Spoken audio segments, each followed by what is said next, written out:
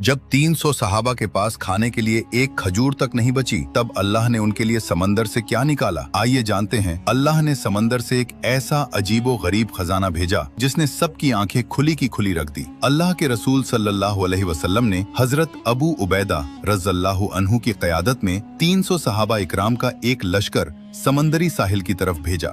सफर लंबा था और रास्ते में राशन सारा खत्म हो गया। एक वक्त ऐसा आया कि पूरे दिन में खाने को सिर्फ एक खजूर मिलती थी और एक दिन वो भी खत्म हो गई। मजबूरन सहाबा इकराम ने दरख्तों की कांटेदार झाड़ियां और पत्ते चबाना शुरू कर दिए। इसी वजह से इस लश्कर को जैशुल खबत यानी पत्ते खाने वाला लश्कर कहा गया। हालात यहाँ तक पहुँच गए कि जिस्म में चलने की हिम्मत न रही। तभी चलते चलते वो समंदर के साहिल पर पहुँचे। वहाँ उन्होंने दूर से देखा तो समंदर के किनारे एक बहुत बड़ा रेत का टीला नजर आया। जब करीब गए तो होश उड़ गए। वह कोई पहाड़ नहीं था बल्कि समंदर की लहरों ने एक अजीमवान मछली को बाहर फेंक दिया था, जिसे हदीस में अल अंबर कहा गया है। पहले हजरत अबू उबैदा रज़ियल्लाहु अन्हु ने सोचा कि मुर्दार खाना तो हराम है, लेकिन फिर फरमाया, हम अल्लाह के रसूल के कासिद हैं, अल्लाह के रास्ते में हैं और शदीद मजबूर हैं, इसलिए यह अल्लाह का भेजा हुआ रिस्क है। इस मछली का साइज आप इस बात से सोचिए। हदीस के मुताबिक इस मछली की आंख के हलके में 13 सहाबा इकराम आराम से बैठ गए। हजरत अबू उबैदा रज़ियल्लाहु अन्हु ने इसकी एक पसली को जमीन पर खड़ा किया और सबसे लंबे सहाबी सबसे लंबे ऊंट पर बैठकर उस पसली के नीचे से बगैर उसे छुए गुजर गए। इन 300 सहाबा इकराम ने पूरे एक महीने तक इस मछली का गोश्त खाया और सब बिल्कुल सेहतमंद और ताकतवर हो गए। जब यह लश्कर वापस मदीना पहुंचा और नबी सल्लल्लाहु अलैहि वसल्लम को पूरा वाकया बताया तो नबी पाक ने फरमाया, वह रिस्क था जो अल्लाह ने तुम्हारे लिए समंदर से निकाला था, क्या तुम्हारे पास उसमें से कुछ बचा है? सहाबा इकराम ने बचा हुआ गोश्त पेश किया और आप सल्लल्लाहु अलैहि वसल्लम ने भी उसे तनावुल फरमाया। बेशक अल्लाह अपने बंदों को वहाँ से रिस्क देता है जहाँ से उन्हें गुमान भी नहीं होता। अगर आपको यह वाकया पसंद आया हो तो कमेंट में सुभान अल्लाह